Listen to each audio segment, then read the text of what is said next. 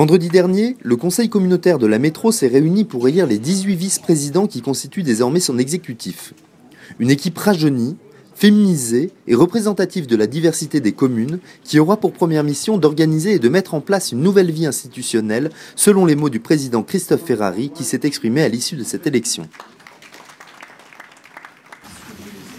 Exécutif donc désormais au travail, il est à la fois rajeuni, féminisé, représentatif de la diversité de nos communes. C'est une équipe dont je suis fier et j'en suis aujourd'hui l'animateur. Cette équipe est resserrée et aura pour première mission d'organiser et de mettre en place une nouvelle vie institutionnelle. Cela prendra bien sûr un peu de temps, mais c'est aujourd'hui un enjeu majeur dans la perspective du passage en métropole.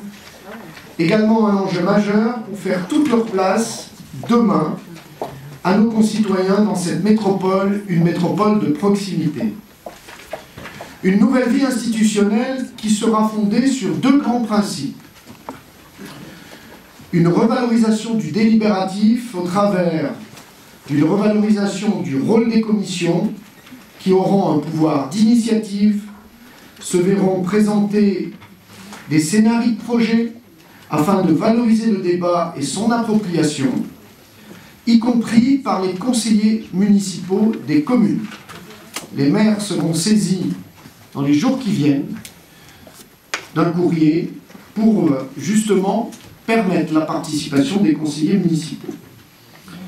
Des commissions qui seront finalement l'interface entre la métropole et ses communes et auront à connaître ainsi la déclinaison territoriale de l'ensemble des politiques métropolitaines pour garantir une mise en œuvre effective sur l'ensemble du territoire.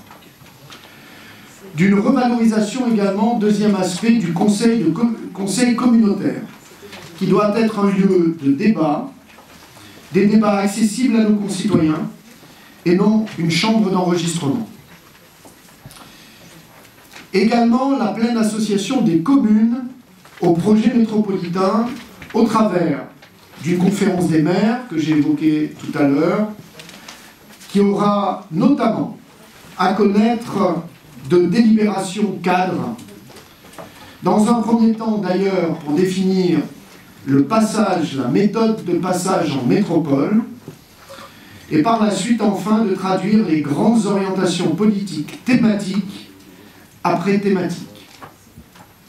C'est sur la base de ces délibérations cadres que sera préparé le budget 2015, plus largement également un plan pluriannuel d'investissement.